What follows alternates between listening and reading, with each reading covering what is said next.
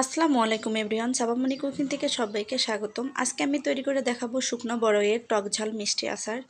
এই আচারটি তৈরি করতে আমি কী কী উপকরণ ইউজ করেছি, কিভাবে তৈরি করেছি আপনাদের সাথে শেয়ার করব। প্রথমে এখানে আমি নিয়েছি শুকনো বড়ই। এখানে আমি 500 গ্রামের মতো শুকনো বড়ই নিয়েছি এবং ভালো করে ধুয়ে পরিষ্কার করে নিয়েছি। বড়ইগুলোকে আমি সিদ্ধ করে নিব, এজন্য চলে যাব চুলায়।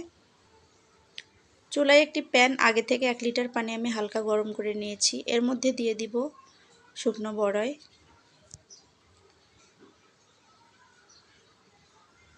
বড়ই দেওয়া হয়ে গেলে আমি একটি ঢাকনা দিয়ে ঢেকে হাই হিটে 5 মিনিট জাল দিয়ে সিদ্ধ করে নিব। 5 মিনিট পর আমি ঢাকনাটা খুলিয়ে নিব। আমার বড়ইগুলো অনেকটা পরিমাণ সিদ্ধ হয়ে গেছে এবং অনেকটা পরিমাণ ফুলে উঠেছে। আপনাদেরকে দেখিয়ে দিচ্ছি, বড়ইটা আমার অনেক পরিমাণ সিদ্ধ হয়ে ফুলে উঠেছে। বড়ইয়ের আচার তৈরি করার জন্য আমি কিছু মশলা ভেজে নিব।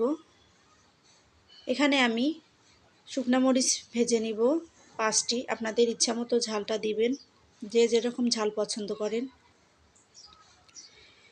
এখানে আমি প্যানে শুকনা মরিচ দিয়েছি 5টি এবং হালকা করে ভেজে টেলে নিব। ভাজা হয়ে গেলে চুলা থেকে নামিয়ে নিব। আবারও আমি ভেজে নিব পাঁচফোড়ন। এখানে আমি 1.5 টেবিল চামচ পাঁচফোড়ন দিয়েছি। পাঁচফোড়নগুলোকে আমি হালকা করে ভেজে নিব। খুব বেশি ভাজা যাবে না, এতে করে পাঁচফোড়নের মশলাটা আচারের মধ্যে দিলে তেতো হয়ে যেতে পারে। মশলা ভাজা হয়ে গেলে আমি মরিচ মশলা গুঁড়া করে নিব। তারপর চলে যাব চুলায়। আবারও একটি প্যানে আমি দিয়ে দিব প্রথমে 1 কাপ পরিমাণ সরিষার তেল। তেল গরম হয়ে এলে এর মধ্যে দিয়ে দিব 1.5 টেবিল চামচ পরিমাণ রসুন কুচি।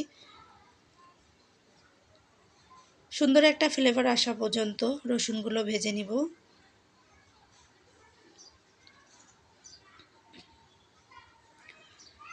রসুন ভাজা হয়ে গেলে এর মধ্যে দিয়ে দিব বড়ই। তেলের সঙ্গে বড়ই ভালো করে নেড়ে বড়ই থেকে যে এক্সট্রা পানি উঠে আসবে, এটাকে আমি বড়ইয়ের পানিটা শুকিয়ে নিব এবং জাল করে নিব 5 মিনিটের মতো।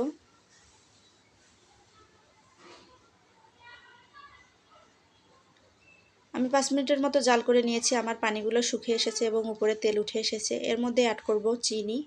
চিনিটা আপনারা ইচ্ছা মতো ইউজ করবেন, যে যেরকম টক মিষ্টি পছন্দ করেন।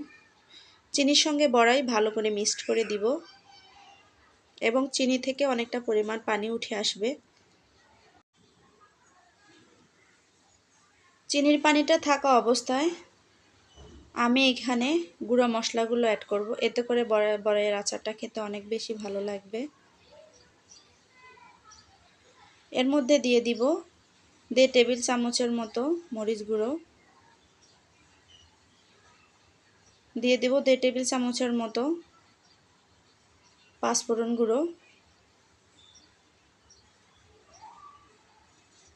দিয়ে দিব সামান্য পরিমাণ লবণ। লবণটা দিলে আচারের স্বাদটা অনেকটা পরিমাণ বেড়ে যায়। মশলার সঙ্গে আচার ভালো করে মিশিয়ে নিতে হবে এবং লক্ষ্য রাখতে হবে মশলা আচারের মধ্যে দেওয়ার পর একটু পুড়ে যাওয়ার সম্ভাবনা বেশি থাকে এবং ঘন ঘন নাড়তে হবে। এভাবে আমি আবারও 3 মিনিটের মতো রান্না করে নিব।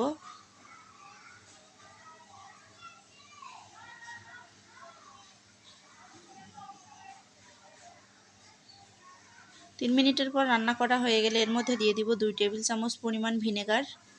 ভিনেগারটা আচারের মধ্যে দিলে অনেক দিন পর্যন্ত সংরক্ষণ করা যায়। ভিনেগার দেওয়া হয়ে গেলে আবারও আমি 2 মিনিটের মতো রান্না করে নিব।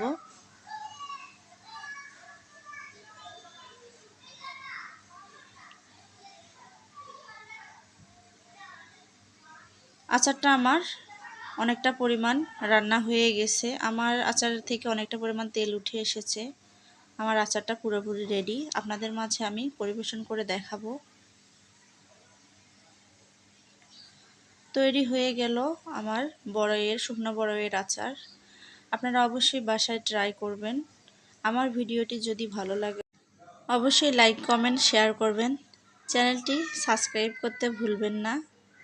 ধন্যবাদ, সবাই ভালো থাকবেন।